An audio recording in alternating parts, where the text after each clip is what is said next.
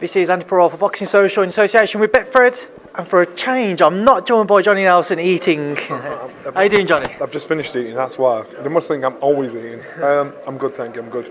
It's good to hear. Obviously, we're down here today for the final leg of the Joshua Ruiz 2 media tour. What have you made of the journeys that they've made from Saudi Arabia to New York and now to London, and the impact it could have in regards to the beginning of their camps? You know, Eddie Hearn referred to Ali and Foreman fighting each other, where it was in the world, the political interest in it, you know, everybody's opinion of where it was and how it was. And I thought it was a good analogy because it was something that was never seen. Again, this is something we've never seen. We're going to learn along the way. At the end of the day, if you cut everything away, it's two guys getting in the ring to fight and them getting their job done. So everything else around that, we just got to focus on what's happening in the ring. The ring can be anywhere in the world, and that's what a true fighter, a true champion is. He can fight anywhere, win anywhere, regardless of what's happening outside the ring. What have you made of AJ's approach this time round? He's obviously seemed to just maybe come out of his shell a bit more and allowed himself to talk a bit more freely. What have you made of that approach in comparison to the AJ we've seen of previous? I totally get that, and I totally like that. I think AJ had probably had his reins on up to this point. Now he's seen the good and bad side of people. He's seen lovers turn to haters. He's heard negative things as well as positive things about him, and so it makes you pretty human. It makes you think, wow, you know, is this how people can be? So now he's thinking, all right, then if you can be how you can be, I'm going to be how I want to be. Now this is about me, and I'm quite sure he'll be hurt by some of the things that are being said by people. But also in saying that, it's also, I think it's instilled him to given him a bit more bite, a bit more drive, a bit more ambition. And I actually like this. I actually like this form of Anthony Joshua because now we're going to get a rugged version of him when he gets out. Then we'll hear him when he talks. We'll hear him when he gets close to the fight. And he doesn't have to be rude. You don't have to be nasty. You don't have to be horrible. You can just say, listen, this is what I'm saying. This is what I'm dealing with. So I'm looking forward to this. Now, on the other side of the coin, Andrew Ruiz Jr., prior to the first bout, people were comparing him to a bit of a fan with regards to his going onto the stage, asking to have a photo with the belt, etc. Kind of people were saying that he come across as if he couldn't believe his luck that he got the opportunity. And since he's won the belts, we've seen some posts of the luxurious things he's been able to buy, etc. And rightly so, he's obviously deserved that right to be able to do that. But the comparison with regards to the attitudes, are you surprised that maybe Andrew Ruiz has taken that side to it this time round, or would you maybe expect him to rope it back in a bit when the fight gets closer? Well, no matter what, no matter who you are or how you try and pretend or portray yourself to be, unless you're born into wealth, you understand how to deal with it. You understand it becomes like walking, talking, very natural. Everything around you, your riches, your wealth, your cars, your houses, become very natural to you. If all of a sudden it's thrust upon you, all of a sudden it's there in one shot, no matter who you are, you cannot tell me it's not going to make a difference to your mindset. Because all of a sudden you're thinking, wow, this is mine. I've not borrowed it. It's mine. This is mine. This is mine. I can do what I want, go where I want, say what I want. And so, and I think you're looking at Anthony Joshua. I think this has contributed to him losing to Andy Ruiz because that lion, that hungry tiger, that always went into a fight with that I want. You can see he dropped the ball when it comes to boxing Ruiz, and he made a vital mistake, which is done by many professionals, not just Anthony Joshua. Now Andy Ruiz is in that position where he's amassed wealth, he's amassed status, he's amassed things we only dream of. The question is, can he still stay hungry and focused and determined and dogged as he was before all of this? Because life's now changed. His personal life, not the public life when we see him boxing in the ring, his personal life, the life for him, his wife, his kids, his mother, everybody that's related to him, life has now become more secure. And that's when all of a sudden, that's when you lose, or you're in danger of losing that drive. And that's human nature. So this will be a test of character for Andrew Ruiz because everything's changed for him. The only thing that's changed for Anthony Joshua is he's no longer champion. He's still a wealthy man. He's been a wealthy man for past 3 or 4 years, however long. So he's had to get used to it and made a mistake through it. It's just a case of it's a case of Andy Ruiz's character. He seemed like a level-headed individual, but it just reminds me of the story of when Sugar Ray Leonard boxed with Roberto Duran the first time, and Leonard said he didn't want to know boxing after that. He just broke his heart, but he knew Roberto Duran was partying, lavishing in the great win he'd had, and all of a sudden he become, the king of the hill. And he said this guy was no longer as hungry as he was before we boxed each other, and the fight showed that. It's human nature. So I just think this is going to tell so many stories as each day goes by, as this fight gets closer. It's going to tell so many stories, and it's going to reveal a lot about the two characters. You make some interesting points there, but with regards to, you mentioned AJ's no longer the champion, that change in mindset, how significant do you think that's going to be? Do you think that could be the telling difference for Anthony Joshua on the night? Massively. That's what I'm saying. You've got two types of fighters. You've got the hunters and the hunted. The hunters are the ones you're going to look out for because they're hungry. They know exactly what they want. From day one, when Anthony Joshua won that world title, any heavyweight in the world, in the planet that had ambitions to be world champions, were watching Anthony Joshua thinking, that's how we're being at that. So they had like 3-4 years, however long he's had the title, to watch him and prep for him. He had 5 weeks to prep for Andy Ruiz. We met the week of the fight. I'm not making excuses for him. What I'm saying is he had to learn a vital lesson that all pros have to learn. You've got to always try and fight like a hungry man. And a champion that fights like a hungry champion stays champion. And it has been done. You've seen the Mayweathers do it. You've seen Ali done it. You've seen Fraser's done it. You've seen Sugar Ray Robinson do it. When at the top of the tree, they're still putting in amazing hungry performances. So that's what I'm saying. It will make a massive difference because his pride's hurt as well. And he knows what it's like. It's a flip of a coin, success and failure. And he's been on the side of success. Now he's on the side of failure thinking, I want to get back there again. I know exactly what it takes to get there.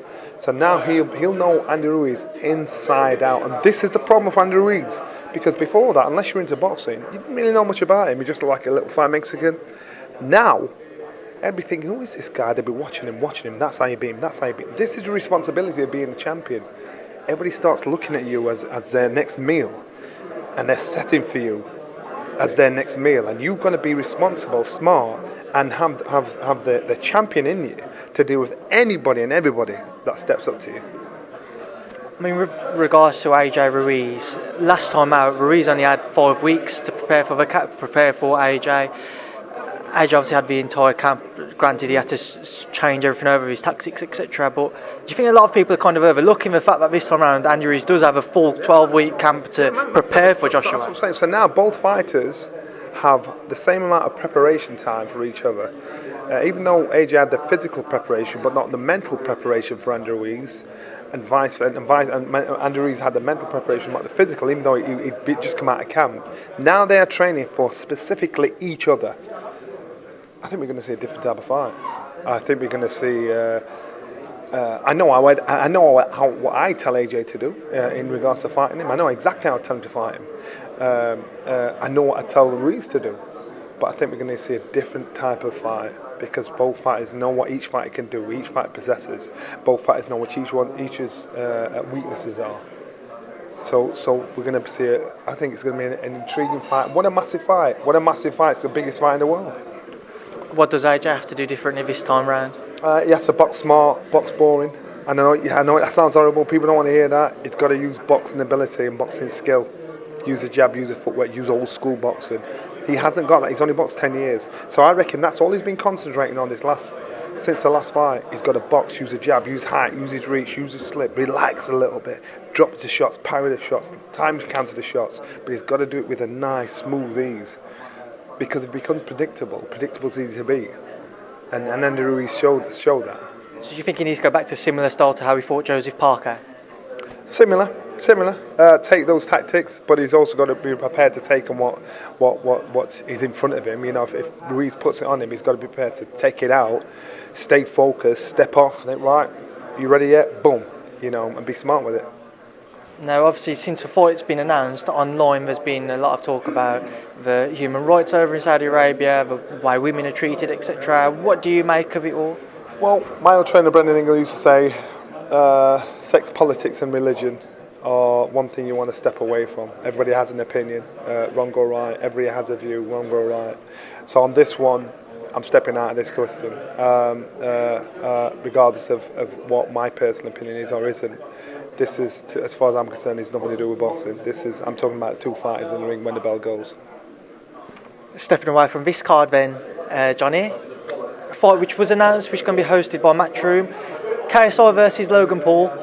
What are your thoughts on it, Johnny? Well, I was involved in the first one, and listen, it's good for boxing because these guys are putting boxing on the map.